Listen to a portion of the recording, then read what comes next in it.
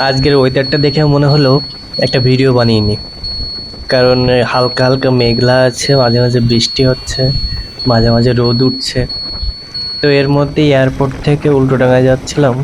তো ভাবলাম এই ব্রিজের উপর থেকে কেমন লাগছে দেখতে পরিবেশটা, একটা ভিডিও বানিয়ে ফেলি। তো দেখুন কেমন লাগছে উপর থেকে দেখতে।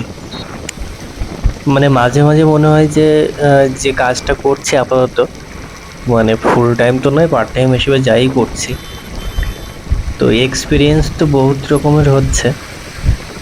বিভিন্ন বিভিন্ন জায়গায় যাচ্ছি, বিভিন্ন বিভিন্ন মানুষের সাথে মিশছি, বিভিন্ন মানুষের সাথে গল্প হচ্ছে, কথা হচ্ছে, তাদের জীবন নিয়ে কথা হচ্ছে, তাদের কাজ বাজ নিয়ে বিভিন্ন রকম কথা হয়।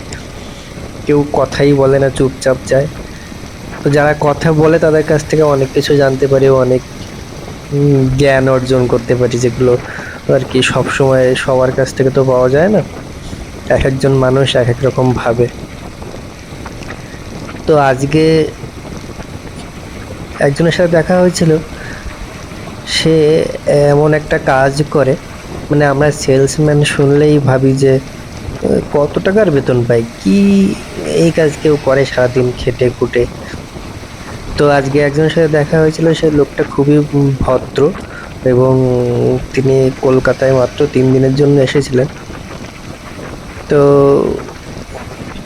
তার কাছ থেকে শুনে বুঝলাম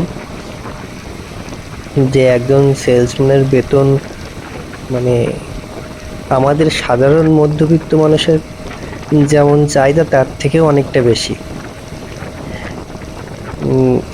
গেস করুন একজন মানুষের একদিনের পথ খরচ আর খাওয়া খরচ দিয়ে কোম্পানি কত টাকা দিতে পারে। তো আমি প্রথমে ভেবেছিলাম কত আর দেবে, খাওয়া আর পথ খরচ মিলে কত টাকা খরচ হবে। আমি বেশি ধরে তাও ভাবলাম যে 500 টাকাই হবে। এক খেতে আর পথ খরচ আর কত টাকাই বা খরচ হয়। তো আপনারা শুনে অবাক হবেন, তিনি 2500 টাকা পান একদিনের জন্য। মানে শুধু খাওয়ার পথ খরচ তার, কোম্পানি তাকে দেয়, বেতন আলাদা। তো তার বেতন বেতন কি বলবো, সে লাস্টে বলেছিলেন আমাকে, কিন্তু পার ডে 2500 টাকা করে, মানে 30 দিনে 75,000 টাকা। তো 75,000 টাকা খাওয়া আর পথ খরচের জন্য পাচ্ছে। আমি এইসব শুনে বললাম, আমরা এই কাজ করতে পারবো না।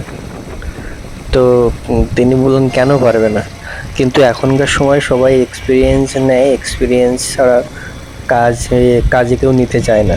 তো আমি তো বললাম সবাই যদি এক্সপিরিয়েন্স খোঁজে, আমাকে তো কাজটা শুরু করতে হবে, কোথাও থেকে তো শিখতে হবে, সেই জায়গাটা কে দেবে। তো উনি আমার কথা শুনে বললেন, ঠিক আছে, তোমার নাম্বারটা আমাকে দিও, তোমার বায়োডাটা আমাকে একদিন পাঠাবে, তারপরে কথা হবে।